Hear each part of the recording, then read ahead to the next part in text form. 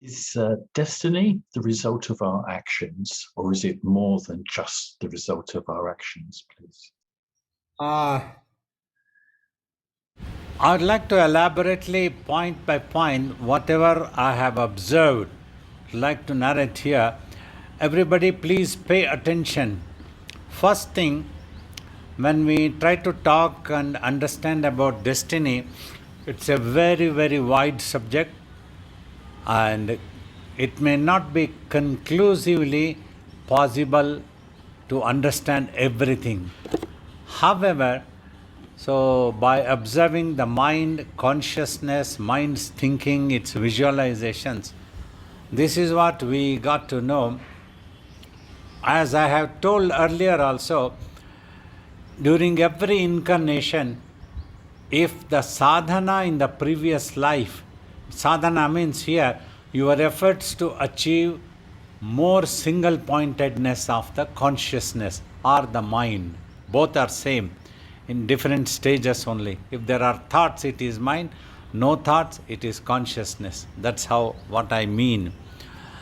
If that sadhana was not enough or not there, the next incarnation, that consciousness loses its potency, it becomes weak. Weak means weak in remaining single pointed and more focused. That's what makes a difference of a person who might act like a genius and another may not be. Ability to use the brains, apply the brains with fully focused consciousness. So it may get split next incarnation. So, like that, in one incarnation, in one of the births, if the person's potency was 100%, then after several births, if that got diluted, so whatever that person had visualized or resolved in the life during when his mind was 100% potency, so by the time it had come to the 10% potency, whatever is happening in that life is the destiny for that person. Whatever he would have visualized or resolved with his 100% potency would become destiny for his 10% potency, single pointedness, concentration. So, ability to concentrate. So, when the mind becomes concentrated, just like anything that is concentrated, if the water is concentrated, if that water, if we go against that water, that same water which sustains our lives can become dangerous to us. In the same way, our own mind, when we use it, if we don't have control over our own mind, if that mind's power increases to 100,000 potency, its concentration, its focus, then if it resolves, if it visualizes, that can go against our needs or our expectations sometimes. Like in one incarnation, even though we might be innocent, we suffer, we get involved suddenly into some calamities, some dangerous situations. But then we can wonder, what action did I do? I am innocent, I did not do anything. Many people ask like that, this question, what did these masses do? They got massacred in the war or anywhere, in the terrorism, like this type of things that keep happening. In a tsunami, so many innocents would have come. But technologically, scientifically, actually, it is the mind, consciousness which visualizes and undergoes such things. Now, as you are asking in your question about actions, direct result of actions, an action through a body, when it happens, it's more likely that such an action was induced by the visualization of the mind only, consciousness only. So now the same consciousness would absorb an imprint of the actions that the body does. Either it feels guilty or it feels that doership, ego, wanting to take credit. So like that it imagines about itself. The I imagination goes as a personality, as a thing. So all these, so many things are involved. So due to this, that consciousness absorbs an imprint of the results of such actions, guilty feeling or a credit feeling. These becomes destiny in the next life, can be becoming. In that life itself also, or in another life also, it can become a destiny. See, in one life, when you are born, all of you pay attention, so many things work to develop a destiny. You are birthed to a particular parents and to the surroundings in a family and the nature of the people in that family. They might be spiritual, they might be noble, and they may not be noble. They might appear spiritual, yet they may not be noble. They might be greedy people and wanting to rob others, usurp others' lands, others' property. Like this, so many things are there. So the child can be picking up such habits, whatever it gets to watch. It absorbs imprint. So it may start thinking that to be the right thing to do. If a child is taught to tell lies, that child might pick up telling lies innocently, not knowing that the telling a lie is not good. It may think telling a lie is necessary for us to live, if that is taught. And that becomes habitual. So imagine that child's destiny, how it worked. It was born to such parents. If it was not born to such parents, if it was born to other type of parents who are noble, who will teach the child only to tell the truth and teach good habits, being spiritual, good education, good citizen of a country, good human being for this world, that type of thing. So the destiny of the child changes. So innocent child, that is so dangerous, it can be turned into any mode. So this happens. So imagine the destiny that is working there, unknown to the child. That child is innocent at that time because its brain is still not yet developed. It's unable to think. So we can consider that to be innocence. So we don't know. So we might ask why the child is innocent, but why it is put to such bad habits or suffering or getting killed or anything can happen. An illness can come. It might be puzzling for us, for so many people, why it happened. But nobody knows. Since several lives, that destiny might be continuing. A destiny it makes. Like Swamiji jokingly used to tell, you can select a wife, you can choose, or a wife can choose husband. But the parents, you are already born. You won't be choosing in this life. You are already born there. So for that, your karma, your actions in the previous lives and the mental resolutions is very important. So here, that's when I decided to teach. If you are more positive in your mind, you can be shaping a better positive destiny for yourself. Remember this point. If you are going to be negative in your mind, you can be shaping a negative destiny for yourself. Beware. These two things are very important. Sometimes if you all have observed, mind tries to imagine such stories as if it is suffering and people sympathizing, oh poor boy, how much suffering he has to undergo, how much struggle he has to undergo. Everybody is becoming an enemy and everybody is troubling the boy and they are going to kill him, this, that, so many things people talk. That sympathizing sometimes becomes enjoyable to the consciousness. It enjoys if everybody is sympathizing. Many movies, if you have seen, the hero is shown as suffering. A heroine is shown as suffering and the audience sympathize. Oh, poor, this is sad. Why should this happen? So they enjoy. So like that, a person also enjoys in the mind. So that can be quite dangerous. The same thing can get shaped as a negative destiny in a next life or in that life itself after some years, and a negativity might come.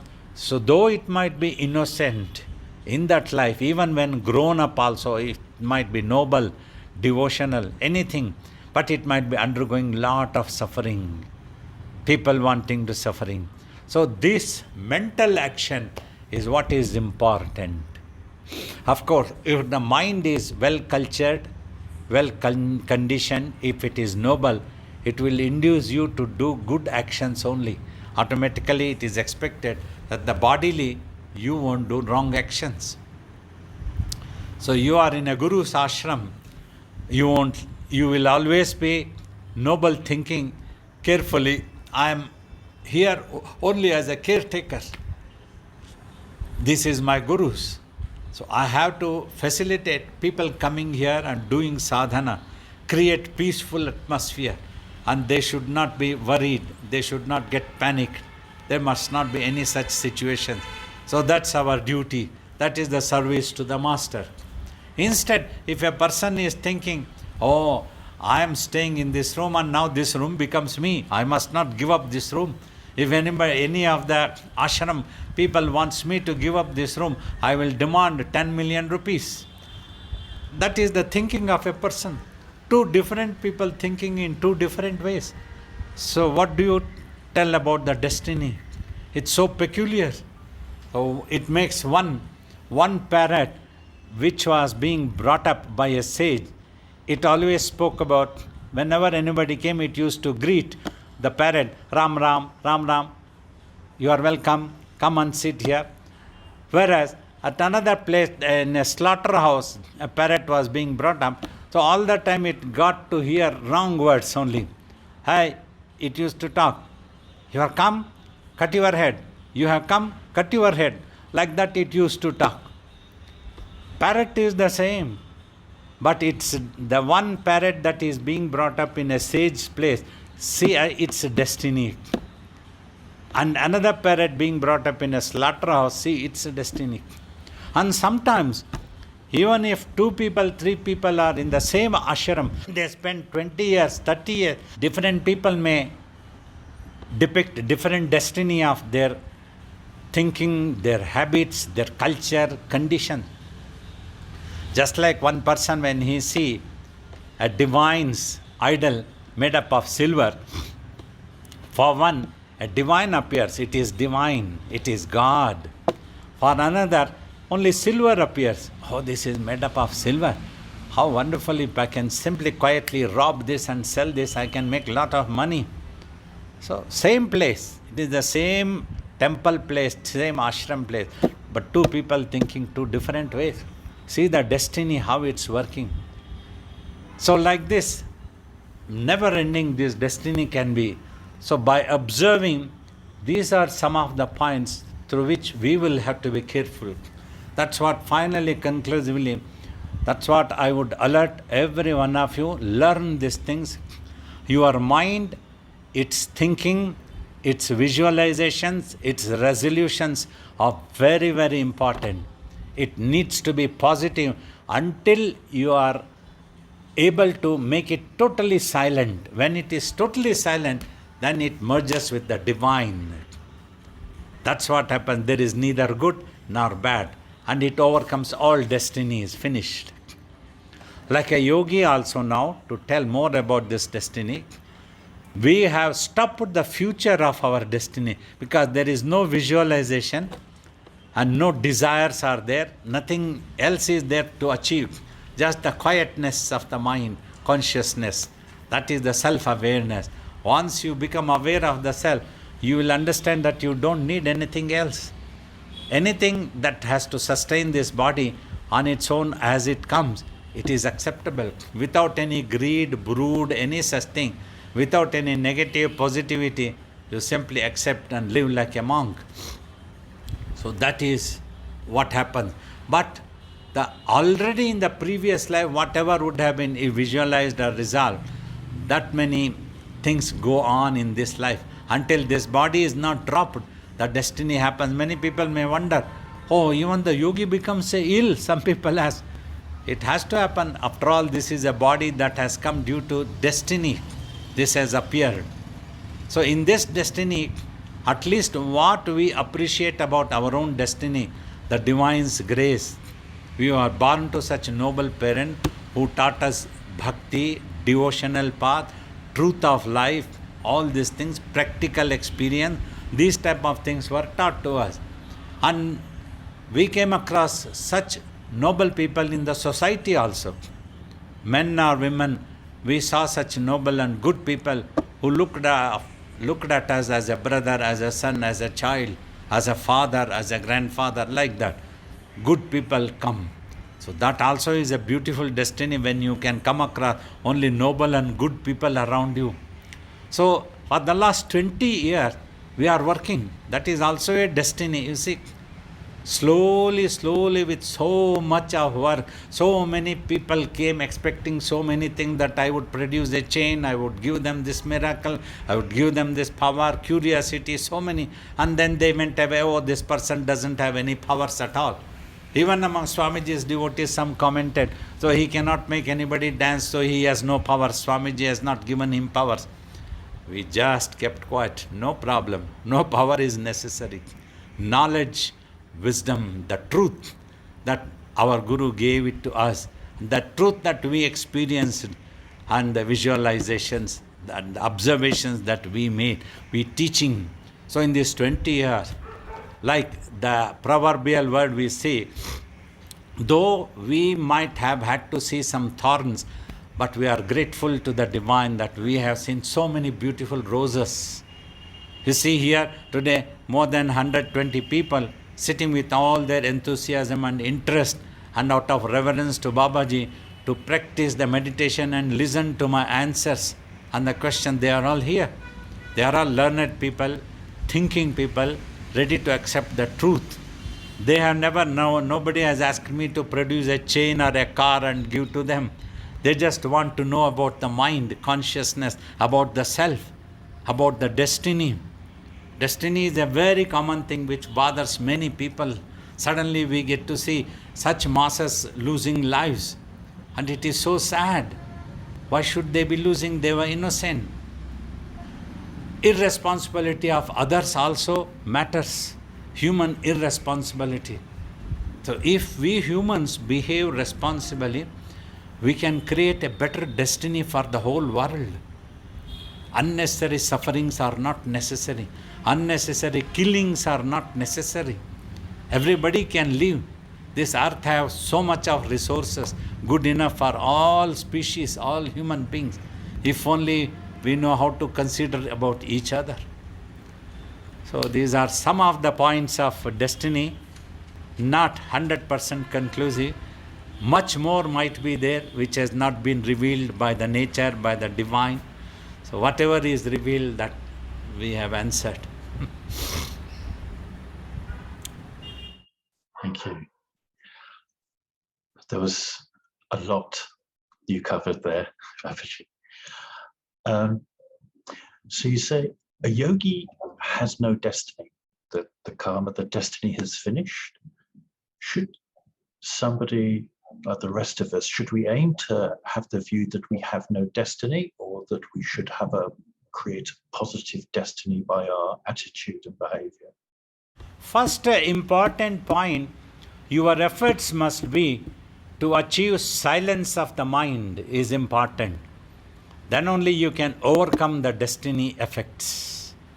Till then, try to be positive always, positive thinking. Read anything that gives you positive attitude. Positive. Like in childhood, my mother used to encourage, don't read ghost stories, don't read these nonsense stories. Read the stories of such valiant people who have struggled, who have won, who have given their lives. And read the stories of such great sages, saints, who did sadhana, who taught such wonderful things. Like that we were encouraged. So I would encourage such things only. If you want to read such noble stories of valiant people, of spiritual great things, teachings of Upanishads, of like sages like Adi Shankara, Ramana Maharishi, Ramakrishna, and so on. The great masters, Upanishads, like that. The Bhagavad Gita, all these teach us beautiful things about karma, about actions, about results. So read them so that you feel inspired, so that you feel motivated all the time. Every moment is precious. You may have to work for your livelihood. You may have assumed such lifestyle that you may have to undertake such responsibilities. No problem. You do everything. But in the midst of that, practice in such a way that automatically in the mind, the divine name comes, the Guru's name comes, keep coming, practice, practice, practice in such a way. Then when you practice thoroughly for a long time, that thing becomes automatic. Otherwise, if a person has practiced to use filthy, vulgar words, he becomes so automatically used to utter such vulgar words only. That is the practice, habits, acquired habits of the mind that I have been telling. So I would recommend that you be positive till then, but aim to achieve that silence of the mind. That is the greatest wonder of the world. So earlier you mentioned that in previous incarnations, the mind would have a much greater potency and power, and what it imagined has then become our destiny for the present moment. And each incarnation, our mind loses its power, loses potency. So how does our present mind, which is weaker than it previously, overcome the results of a more powerful previous mind? Does that make sense? Spiritual sadhanas. Every sadhana, every exercise taught in spirituality is for controlling the mind, making it more single-pointed as possible, as silent as possible. If it becomes silent, means it automatically is becoming single-pointed, is becoming concentrated.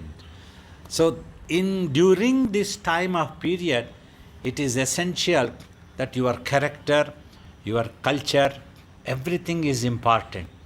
Because when you don't have even $1, there is no danger that you will do anything wrong with the money. But as you go on earning and you start saving money, that becomes 10,000 pounds, 20,000 pounds, $1 million, millions and billions of dollars.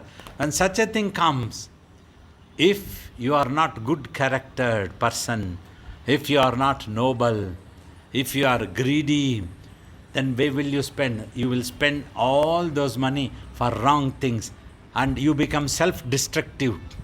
You start having alcohol, you drugs, and this, that, so many things.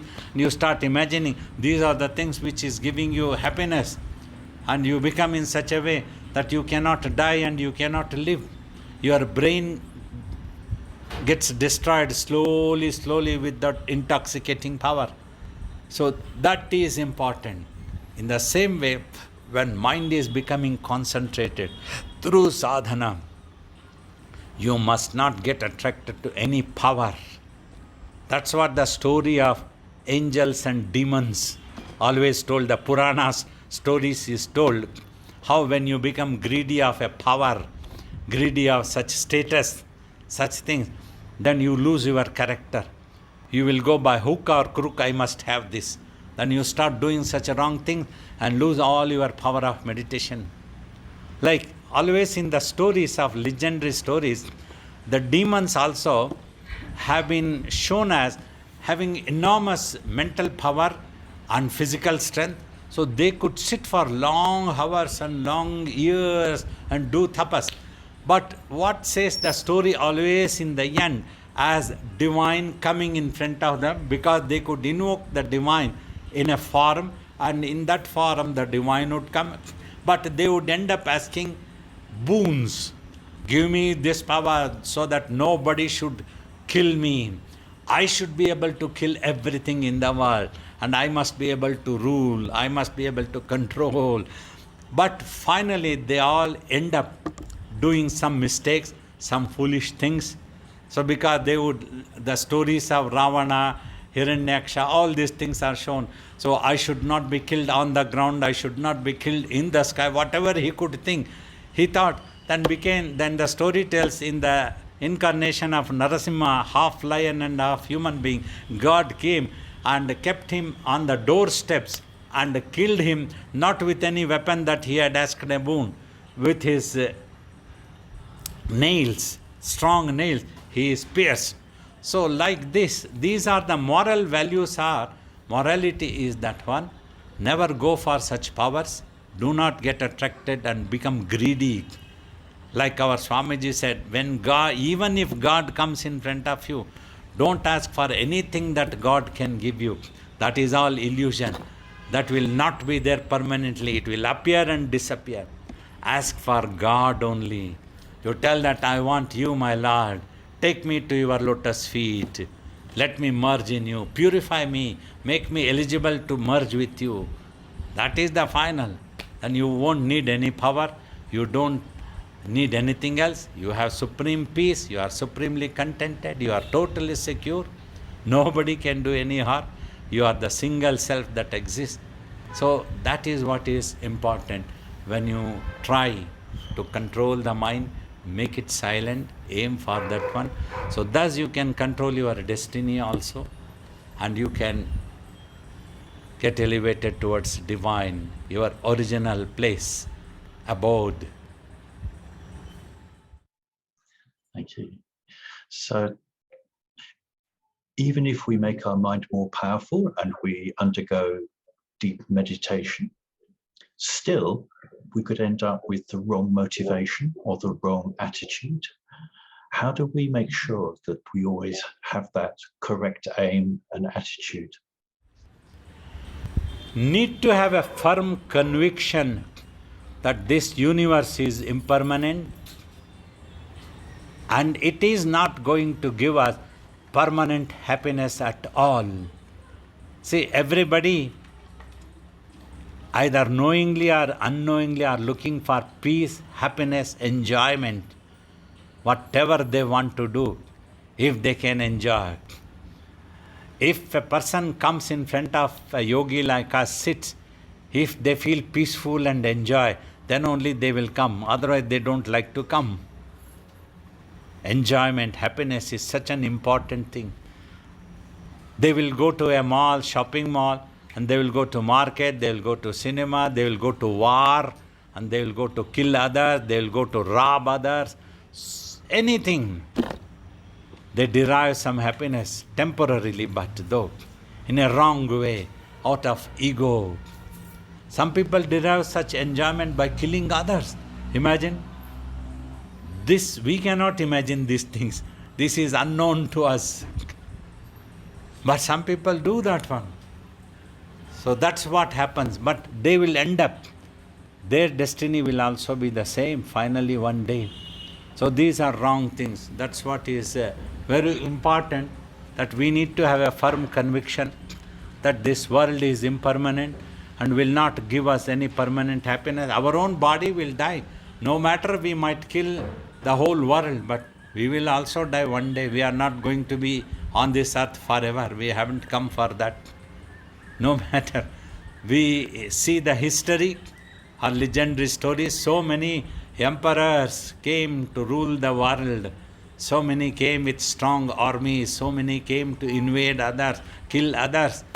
Finally, they also got killed. They also died. Nobody survived. So this conviction, this knowledge is very important.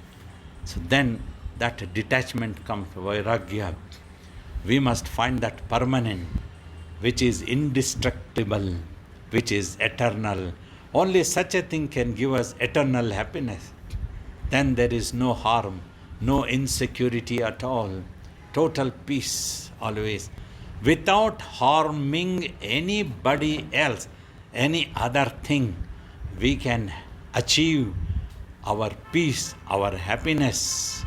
This is possible. Even if we can remain what you call satisfied, contented, without harming anybody, we can earn our livelihood is possible. This is what humans have to learn. This will be very helpful in doing sadhana in the right sense.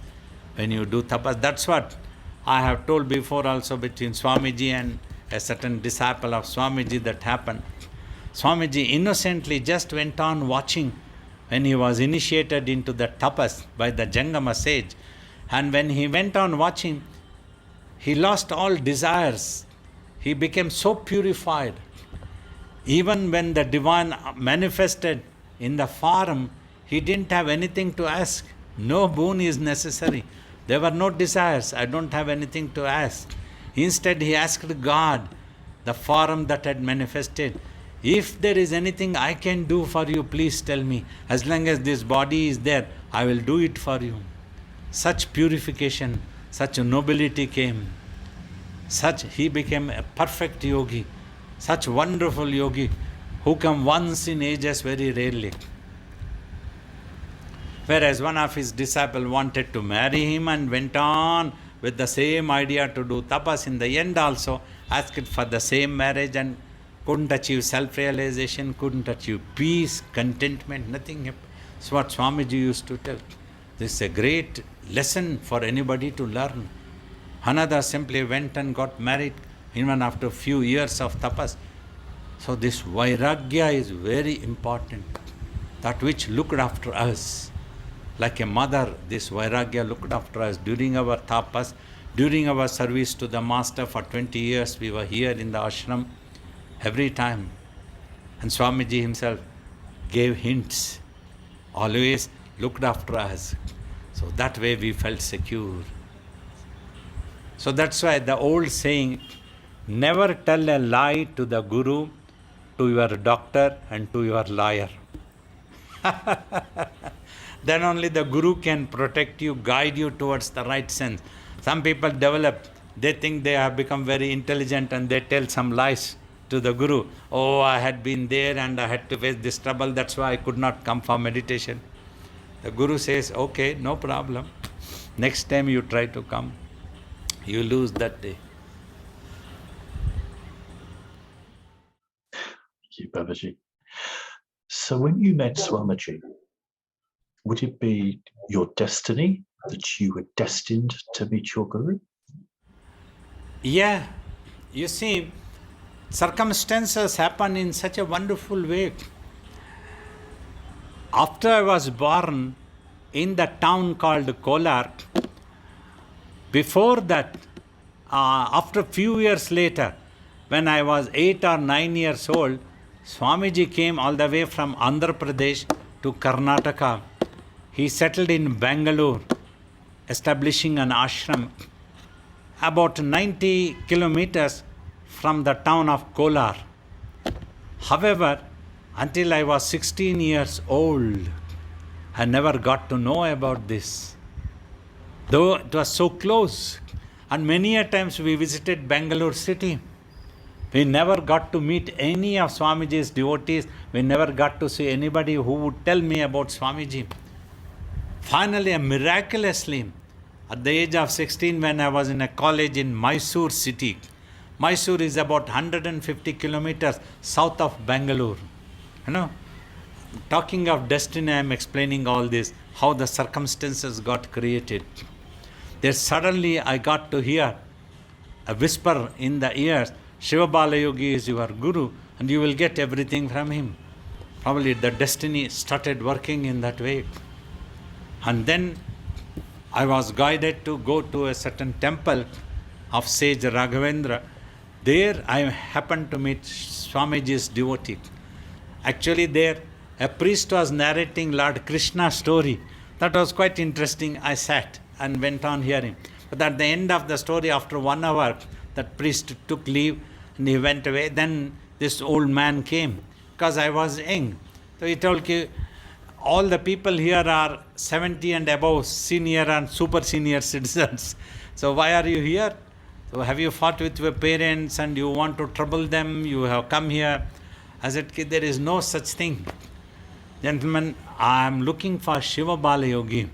So some strange thing happened to me. I don't know where he is, which is the place that he lives. What he is also, I don't know much. I said, Shiva Bala Yogi? Who told you about this? Shiva Bala Yogi is my guru. Come, I will give you his biography. You will know about him. I will take you to him also. So he gave Swamiji's biography. In the biography, more than reading the whole story did not sit in my mind. Simply seeing his photos attracted me. So I fell in love already before meeting him. I fell in love So the dream also came. Such wonderful things, the mind works, applying the brains, and such dreams came, and the mantra also came. And next day I went with him. Swamiji came to Mysore city. Imagine, so the ripe time when it was, the circumstances worked, and I saw Swamiji. I did not speak to him. He did not speak to me. He did not tell any of my future, nothing. He wouldn't talk like that. His vision would be at the tip of the nose, quietly sitting and giving darshan with a lion cloth. People would come, touch his feet and go away. I was just watching him. I had fallen in love to such an extent. I didn't even wanted to touch his feet, because if I had touched his feet, I had to go out of that hall. I wanted to stay in the hall. Next to Swamiji's mother, I just stood and went on watching. Shiva Bala, Shiva Bala, Shiva Bala Yogi, Shiva Bala Yogi. The mind was chanting that Om Shivaya, Shiva Bala Yogindraya Parabrahmana. So the eye had gone. So I had just fallen in love. I couldn't tell anything else to my mother. What is my aim? Why I want to go? I want to go, Swamiji. So that's how the destiny worked. Well, it's a long story. You all know, 20 years. Finally, I came after 3 years. I was sent to Dehradun, 48 years now. Dehradun, this is another destiny that I am here. So we are working. Swamiji, even today, it's the same mind for my Guru. The same attachment is there. Same commitment for this work of the mission, work of the ashram is there. Whether anybody comes or not, I sit down and we sing when we have to sing. We meditate when we have to meditate. Few chosen people come, sometimes join, and you all join. So many people like this. So destiny goes on and on. Never ending story.